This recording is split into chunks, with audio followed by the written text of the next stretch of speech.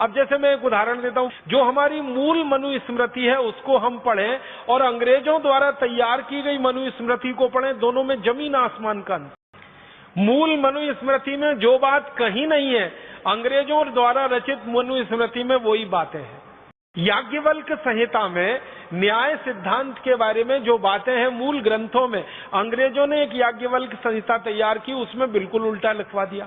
तो हमारे शास्त्रों की कई तरीके से तोड़ मरोड़ हुई। एक तो जलाया गया, लूटा गया, और उसके बाद जो साहित्य विदेशियों के हाथ में पड़ गया उसमें अपना दिमाग लगाकर खुराफातें बहुत की हैं उन्होंने, बहुत कुछ मिलावट कर दिया। और वो मिलावटी चीजों को आज कोट किया जाता है सारी दुनिया में। जैसे वेदों में से कहीं से वाक्य निकाल कर ये कोट कर देते हैं, उपनिषदों में से निकाल के कोट कर देते हैं कि भारतवासी मांस खाते थे, गाय का मांस खाते थे। ऐसे कोटेशन हमारे यहाँ दे दिए जाते हैं और वेदों का कोई सूत्र या कोई श्लोक या उपनिषदों का कोई सूत्र या श्लोक उसके नीचे लिख दिया जाता है। वो सब मिलावट है, बाहर के लोगों द्वारा जोड़ा गया छेपक है और उसकी व्याख्या भी गलत है। तो हमारे देश में जो ज्ञान भंडार हमारे पास बहुत बड़ा रहा संस्कृत के आधार पर, इसमें बहुत नुकसान हो गया। ज्ञान हमारे यहाँ दुनिया में सबसे ज्यादा रहा है, क्योंकि भारत जो नाम है ना, वो एक रूप में ज्ञान का ही हिस्सा है।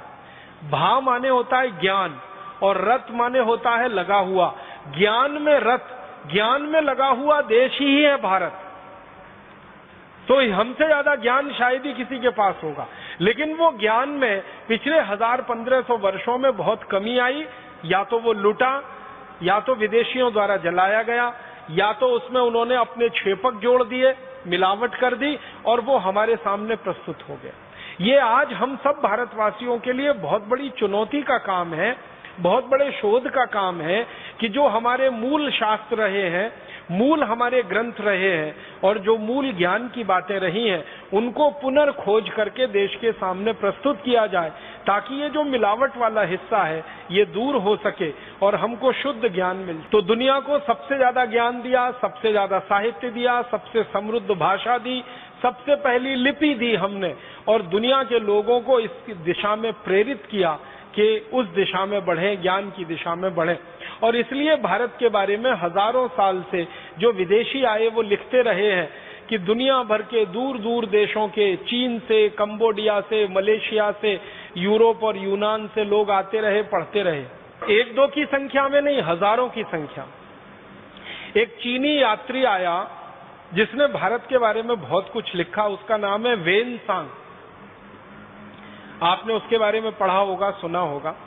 वेन सांग एक चीनी यात्री है और वो अपनी पुस्तकों में लिखता है कि जिस समय मैं भारत में घूम रहा हूं, मैंने देखा कि 20,000 से ज्यादा विदेशी शोधकर्ता, जिनको रिसर्च साइंटिस्ट कह सकते हैं, भारत में मौजूद हैं, जो शोध करके अपने देशों में जाने की तैयारी में। वेन सांग एक चीनी यात्री ये कह रहा, 20,000 विदेशी शोध वैज्ञानिक उस समय भारत में मौजूद हैं जब वो आया है, और ऐसे भारत में सैकड़ों चीनी यात्री आए। मैं तो वेन सांग का सिर्फ आपको संकेत कर रहा हूं। सैकड़ों चीनी यात्री आए हैं जो अलग अलग समय पर कह रहे हैं। कोई कह रहा है मैंने 14,000 शोध वैज्ञानिकों को भारत में पढ़ते लिखते देखा, कोई कह रहा है 12,000, कोई 11,000। एक समय में 20,000 विदेशी शोध वैज्ञानिक इस देश में मौजूद हों, शिक्षा ले रहे हों, रिसर्च कर रहे हों, शोध कर रहे हों और फिर अपने देश में उस ज्ञान को ले जाने की तैयारी कर रहे हैं। ये कोई साधारण बात नहीं होती। ये तब हो सकता है जब हमारे यहां ऐसा कोई तंत्र रहा होगा। तो अब मैं थोड़ा आगे बढ़ता हूं कि हमने दुनिया को और क्या दे दिया। भाषा के अलावा, इस ज्ञान के, साहित्य के, समृद्ध साहित्य के अलावा हमने शिक्षा पद्धति दी है पूरी दुनिया को। अंग्रेजी में एक शब्द होता है जिसका नाम है मॉनिटर, MONITOR, मॉनिटर। मॉनिटर को आप जो भी कहना चाहें, ये अंग्रेजी शब्द है। कक्षा का नेता कहें, कक्षा का लीडर कहें, कक्षा का नायक कहें, जो कहना चाहें। हमारी शिक्षा पद्धति में क्या रहा जो दुनिया में किसी देश में नहीं रहा और दुनिया ने हमसे सीखी वो शिक्षा पद्धति। एक अंग्रेज शिक्षा शास्त्री हुआ जिसका नाम था डॉक्टर बेंजामिन फ्रैंकलिन, और एक अंग्रेज शिक्षा शास्त्री जो बाद में भारत का एक बड़ा अधिकारी बन के आया, थॉमस मुनरो। वो था तो मूल शिक्षा शास्त्री, लेकिन भारत में बड़े अधिकारी की हैसियत से आया। ये दोनों अपनी किताबों में लिख रहे हैं कि मॉनिटोरियल एजुकेशन सिस्टम, कक्षा नायक के द्वारा पढ़ाई जाने वाली शिक्षा व्यवस्था पूरी दुनिया में एकमात्र एक ही देश में है और वो भारत है। मॉनिटोरियल एजुकेशन सिस्टम, इसमें क्या खास बात है? एक गुरु है, आचार्य है, आचार्य ने तैयार कर दिया कक्षा नायक को। अब वो कक्षा नायक इतना अच्छा तैयार हो गया कि आचार्य के समकक्ष हो गया और कक्षा लेना शुरू कर दिया उसने। तो अंग्रेज शिक्षा शास्त्री हैरान है इस बात पर कि सभी कक्षाओं में एक एक कक्षा नायक तैयार किया आचार्य ने, और आचार्य अकेला पूरे गुरुकुल को संभाल सकता है। जहां हजारों विद्यार्थी पढ़ रहे हैं वहां दूसरे अध्यापकों की भी जरूरत नहीं है, क्योंकि कक्षा नायक अध्यापकों की हैसियत के हैं। अब वो कहता है, अंग्रेज थॉमस मुनरो लिख रहा है अपने मिनट्स में, और ये डॉक्टर बेंजामिन लिख रहा है कि दुनिया में हम तो ये सोच नहीं सकते, हम तो ये कल्पना करते हैं कि एक बड़ा विश्वविद्यालय चलाना है या एक बड़ा कॉलेज चलाना है या एक बड़ा स्कूल चलाना है, तो उसमें एक प्रिंसिपल चाहिए या हेडमास्टर चाहिए, फिर इतने अध्यापक चाहिए, फिर अध्यापक के नीचे असिस्टेंट टीचर चाहिए, इतने सहायक अध्यापक चाहिए, तब जाकर वो चलेगा। और यहाँ भारत में हम देख रहे हैं कि बड़े से बड़ा विश्वविद्यालय स्तर का गुरुकुल एक गुरु के आदेश पर, एक आचार्य के आदेश पर इतना व्यवस्थित चल रहा है, क्योंकि आचार्य ने अपने बराबर ज्ञान वाले कक्षा नायकों को तैयार कर दिया है। अब अध्यापक भी वही है, कक्षा नायक भी वही है, और विद्यार्थियों का इसमें फायदा कितना है? जो कुछ उन्होंने आचार्य से सीखा है वो बार बार दोहराने को मिल रहा है, क्योंकि कक्षा में वो दूसरों को सिखा रहे हैं।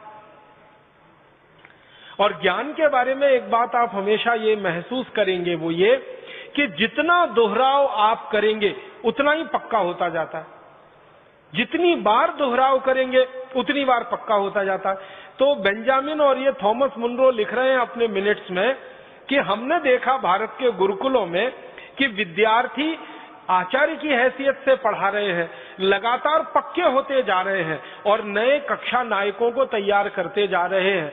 तो पूरा विश्वविद्यालय स्तर का गुरुकुल एक आचार्य के कहने पर, एक आचार्य के संकेत पर इतने व्यवस्थित तरीके से चल रहा है, और खर्चा वहां सबसे कम है क्योंकि अध्यापकों की जरूरत नहीं। तब वो अंग्रेज सरकार को लिख रहा है अपने पत्र में कि हमको ऑक्सफोर्ड विश्वविद्यालय में, कैम्ब्रिज विश्वविद्यालय में इसी तरह का मॉनिटोरियल एजुकेशन सिस्टम शुरू करना चाहिए जो भारत में मैंने देखा है। और अगर सरकार, माने हिज मैजेस्टी, वो लिख रहा है कि सरकार अगर मुझे कहेगी तो मैं इस पर पूरा विस्तार से नोट बना के भेज सकता हूं कि ये मॉनिटोरियल एजुकेशन सिस्टम कितना अद्भुत है। और उसमें आगे आगे वो लिखता है, एक वाक्य में लिखता है, बहुत धीमे से लिखता है कि मॉनिटोरियल एजुकेशन सिस्टम क्या, भारत को तो पूरा एजुकेशन सिस्टम ही अद्भुत है।